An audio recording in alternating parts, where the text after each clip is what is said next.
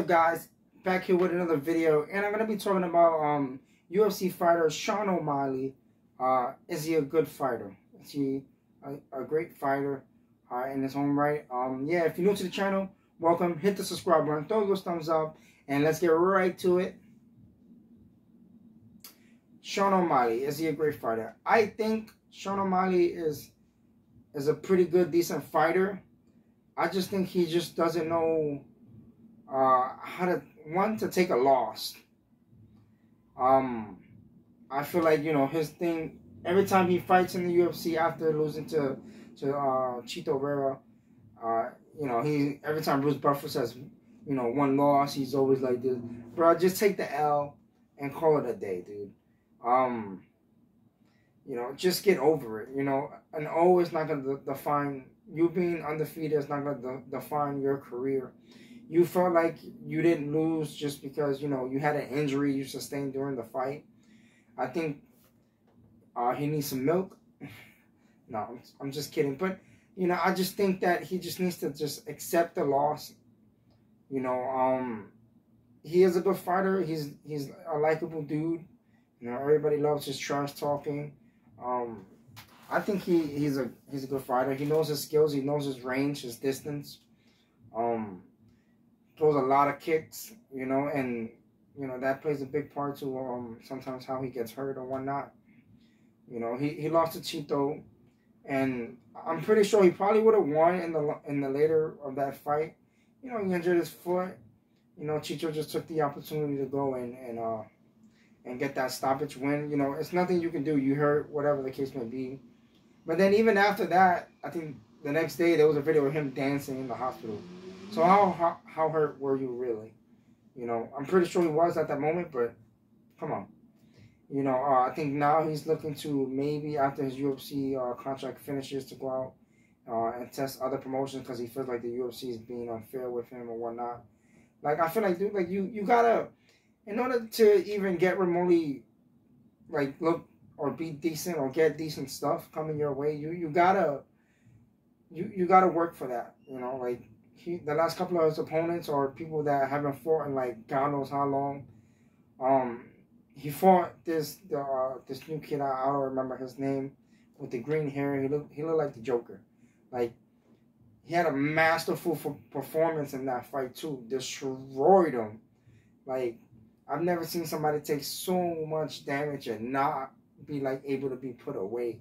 And it's not like he didn't hurt him at all and throughout that fight. He did, and it was one of the most craziest fights I've seen Sean O'Malley in. You know, he haven't really fought anybody in the top 15, if I'm not mistaken, anybody in the top 15 or the top 10. So for him to feel like, you know, UFC's not giving him fights, I don't believe none of that, man. You know, just fight your fights and that's it. You know, he's a great fighter. Like I said, he knows his shit. Like, not like he doesn't know. I love his kicks. His hands are on point. I don't think Sean O'Malley is not really a one-punch knockout person to me, and I've seen him fight. But, you know, he has the ability to stop opponents. You know, how he fought Thomas Almeida. He could have stopped Thomas Almeida a long time ago in that fight, but I think he dropped him like once or twice.